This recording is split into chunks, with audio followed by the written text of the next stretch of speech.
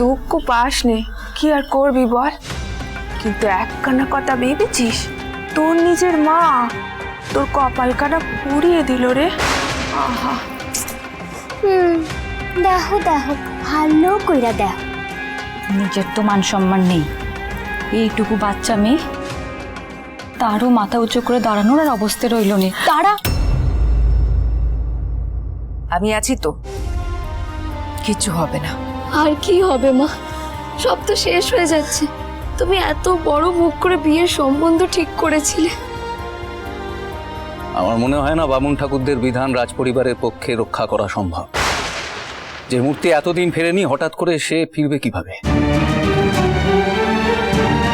সবাই রে কইতে আসি, আমাকেও এবারে আজ্ঞা দিন। তো ভাই আপনার বামুন ঠাকুর, আমি আপনার কাছে হাত জোড় করছি, অতীতে যা হয়েছে দয়া করে ক্ষমা করে দেন। সারা নাটোর জানে রাজকুমারীর বিবাহ সম্বন্ধ স্থির হয়েছে লাহিড়ী পরিবারের সাথে। এ অনর্থ করতে দেবেন না, দোয়াই আপনার। হয়েছিল, এখন মাফ করবেন, আমরা এ বিয়ে চাইনি।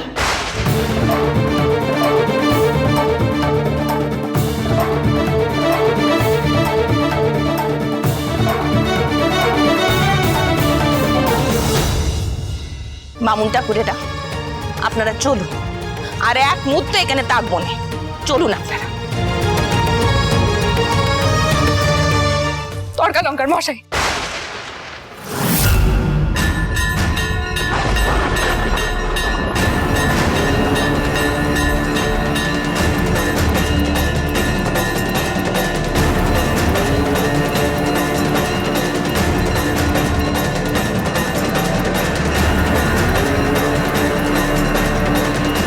রাজরানী, শিগগির আসুন, এক্ষুনি।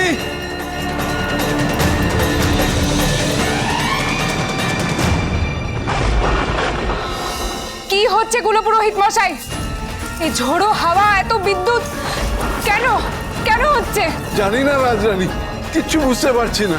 মনে হলো মা যেন আমায় ডাকলেন। আমি সবকিছু ফেলে দিয়ে এ মন্দিরে ছুটে এলাম। এসে দেখি এই অবস্থা, মুহুর মুহুর ঘন্টা বাজছে আর চারিদিকে উথাল পাথাল। আজ প্রকৃতিও তোমার অন্যায় জবাব চাইছে ভবানী।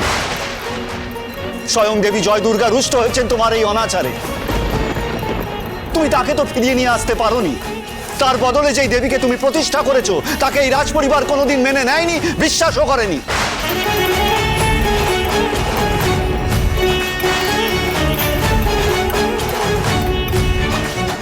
দেখেছেন, সব দোষ ওই রানীর। নিজের লোকেরাই তো কিসব কথা কইতেছে। এই বাড়িতে আমার ছেলের বিয়ে দিয়ে তার সর্বনেশ আমি করবো না। রানী অলক্ষণে অভিশপ্ত।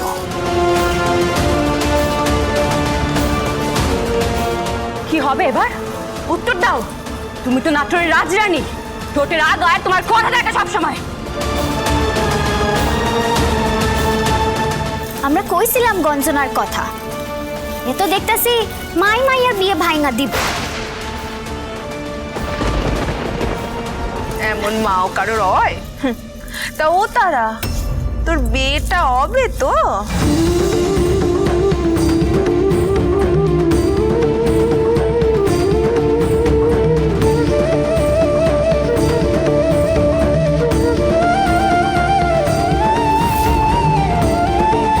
দেখছো তো মা,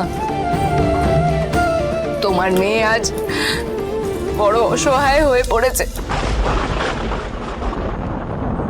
সবার সব প্রশ্নের উত্তর আজ তুমি দেবে মা। আমার মেয়ের জীবনখানা শুরু হওয়ার আগে শেষ হয়ে যাচ্ছে, তোমায় আজ উত্তর দিতেই হবে মা। যতক্ষণ না তুমি সবার প্রশ্নের উত্তর দেবে, আমি তোমার চরণে মাথা ঠুকে যাব।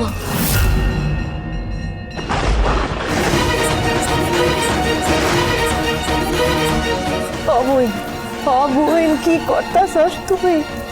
নিন্দুকের অঙ্গল কথায় কান দিতে হয় না বুই।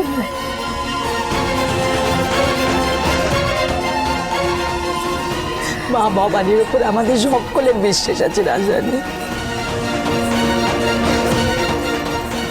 তাহলে সেই বিশ্বাসের মর্যাদা মা দেবেন। মা সবার সামনে প্রমাণ করবেন যে মা আমায় স্বপ্নাদেশ দিয়েছিলেন। তোমায় উত্তর দিতে হবে মা।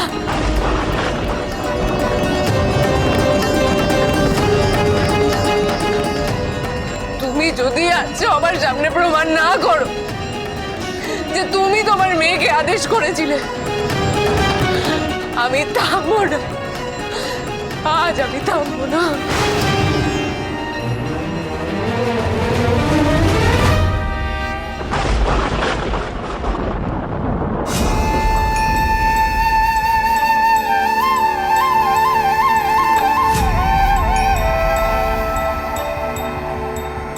তুমি জয়ী হয়েছ রাজরানী,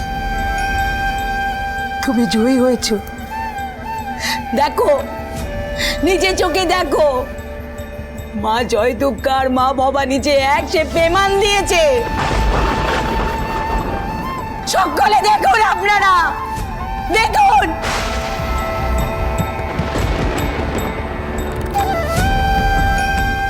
আমার রাজরানী নাটোরের কোনো ক্ষতি করেনি গো, আমার রাজরানী।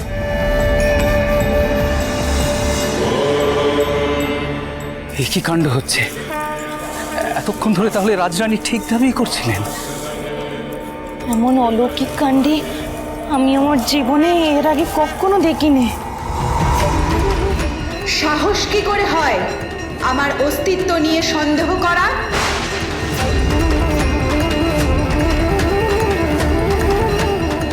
আমি দেবী জয় দুর্গা, আবার আমি দেবী ভবানী।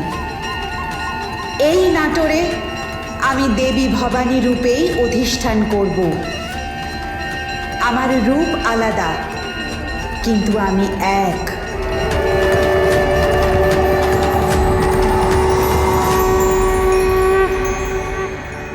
জয় মা ভবানী। জয় মা ভবানী। মা, মা, হবই। দেখ দেখ, এত বছরের তোর বিশ্বাস জিততে গেছে, জিততে গেছে। নষ্ট হয়নি, আমার তারার জীবন নষ্ট হয়নি ইন্দু। ডায়েরি মশাই, এবার আপনি স্থির করুন কার ওপর বেশি আস্থা রাখবেন, স্বয়ং দেবী দৈববাণীর ওপর নাকি এই সুযোগ সন্ধানী ব্রাহ্মণদের ওপর? ধর্মের ভিত্তি বিশ্বাস, কারা তার ধামা ধরে আছে তার ওপর নয়। ছিল না, কোনোদিন হবেও না।